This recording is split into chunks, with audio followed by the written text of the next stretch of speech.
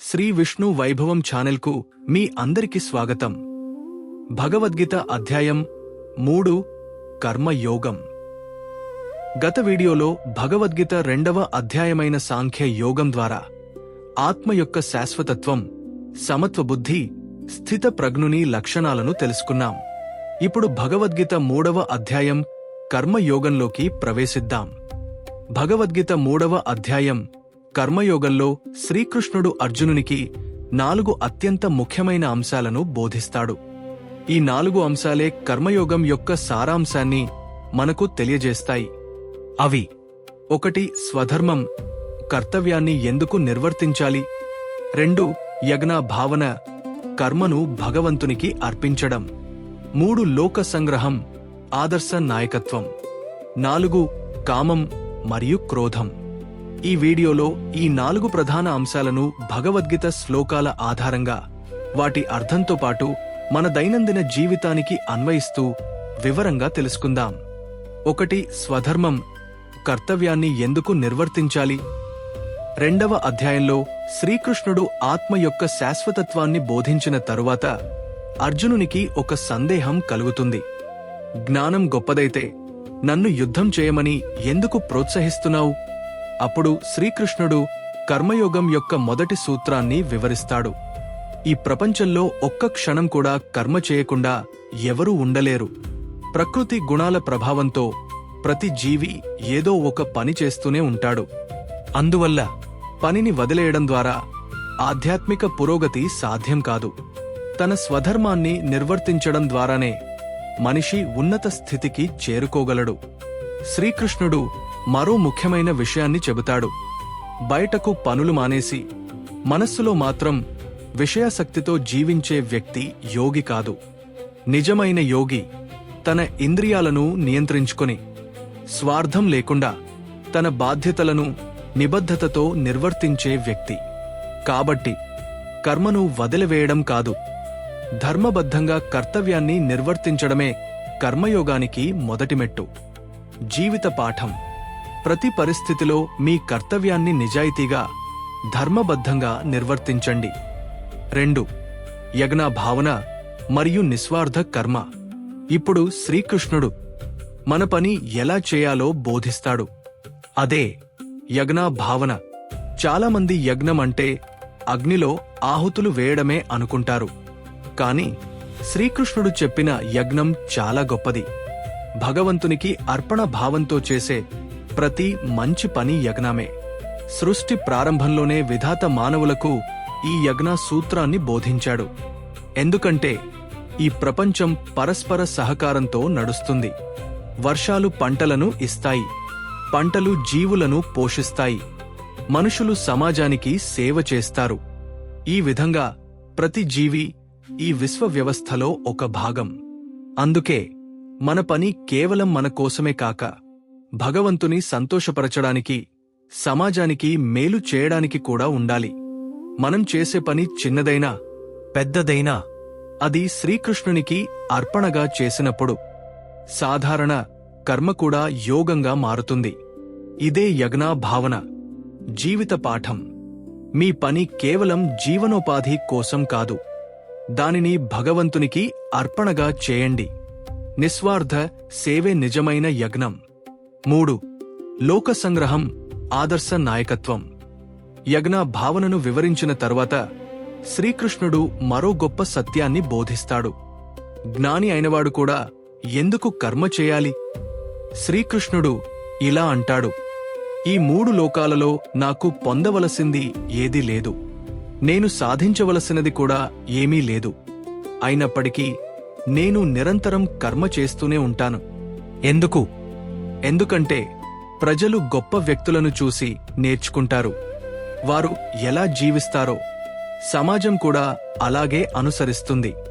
ఒకవేళ శ్రీకృష్ణుడు తన కర్తవ్యాన్ని నిర్వర్తించకపోతే ఈ ప్రపంచంలో ధర్మ వ్యవస్థ క్రమంగా కూలిపోతుంది.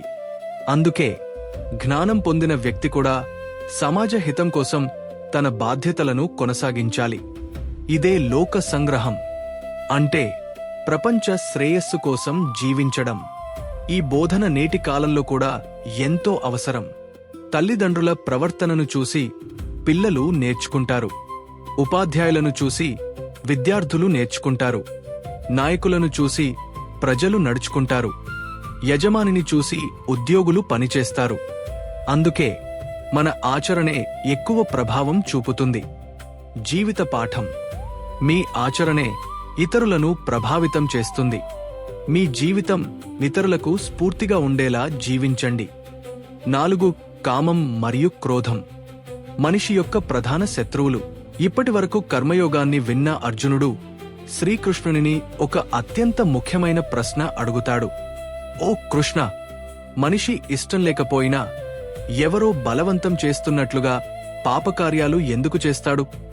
ఈ ప్రశ్నకు శ్రీకృష్ణుడు ఎంతో స్పష్టంగా సమాధానం ఇస్తాడు. కామమే, క్రోధమే మనిషి యొక్క ప్రధాన శత్రువులు. రజోగుణం నుండి పుట్టే ఈ కోరికలు ఎప్పటికీ తృప్తి చెందవు. ఒక కోరిక నెరవేరితే మరో కోరిక పుడుతుంది. ఈ విధంగా మనిషి కోరికల బానిసగా మారిపోతాడు. అయితే ఆ కోరిక నెరవేరకపోతే అది క్రోధంగా మారుతుంది.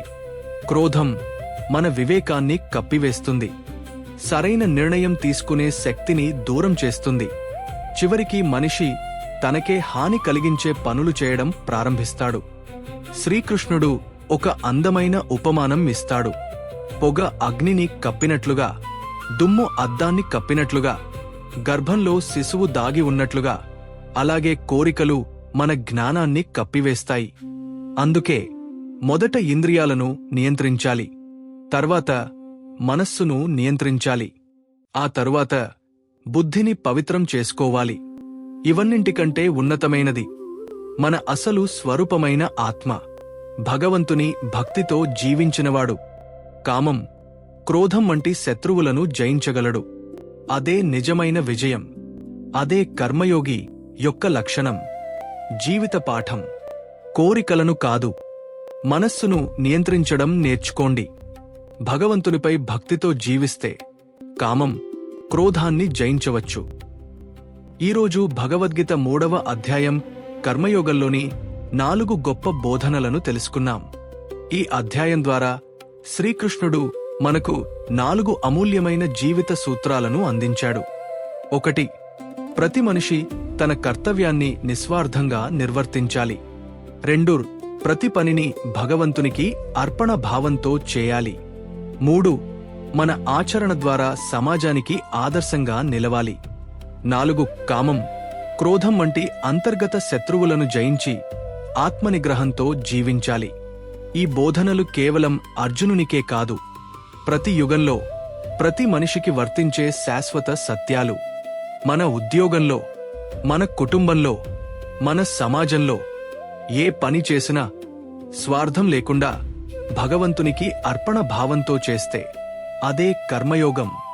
అలాంటి జీవితమే మనకు నిజమైన శాంతిని, ఆనందాన్ని, ఆధ్యాత్మిక పురోగతిని అందిస్తుంది. తదుపరి వీడియోలో భగవద్గీత 4వ అధ్యాయం జ్ఞాన కర్మ సన్యాస యోగంలో శ్రీకృష్ణుడు కర్మ, జ్ఞానం మరియు తన దివ్య అవతార రహస్యాన్ని ఎలా వివరిస్తారో తెలుసుకుందాం. ఈ వీడియోను చూసినందుకు మీకు హృదయపూర్వక ధన్యవాదాలు. ఈ వీడియో మీకు ఉపయోగకరంగా అనిపిస్తే మీ కుటుంబ సభ్యులతో, మిత్రులతో మరియు భగవద్గీత జ్ఞానం అవసరమైన ప్రతి ఒక్కరితో ఈ వీడియోను షేర్ చేయండి. ఛానల్ను సబ్స్క్రైబ్ చేయండి. భగవద్గీత ప్రచార యజ్ఞంలో మీరు కూడా భాగస్వాములు అవ్వండి. శ్రీకృష్ణుని ఆశీస్సులు పొందండి. కృష్ణం వందే జగద్గురుం. శ్రీకృష్ణార్పణమస్తు.